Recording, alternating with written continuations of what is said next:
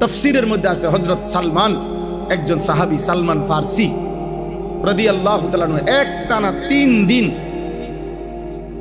5 ওয়াক্ত নামাজের অতিরিক্ত শুধুই কানছে আর কানছে, চোখের পানি ফেলে কানছে। এই কথাইটা বারবার বলতেছিলেন আর বলতেছিলেন, হায় জাহান্নামের লাকড়ি হবে মানুষ, আর সেটা যদি হই আমি সালমান, আমার কি হবে, আমার কি হবে। এই কথাইটা উনি 3 দিন টানা বলে কাঁদতেছিলেন আর চোখের পানি ফেলতেছিলেন। 3 দিন পরে নবীজি তাকে ডাকছে, সাহাবাদের থেকে শুনছে যে সালমানের কান্নাই থামে না, সালমান শুধু কাঁদে আর কাঁদে। নবীজি বলছে, ওরে আমার কাছে নিয়ে আসো। নবীজির কাছে আনার পরে নবী সাল্লাল্লাহু আলাইহি সাল্লাম জিজ্ঞেস করছে, সালমান কি হলো, আজ 3 দিন নাকি তুমি কাঁদতেছো সাহাবী? হযরত সালমান বলছে, ইয়া রাসূলুল্লাহ, আল্লাহ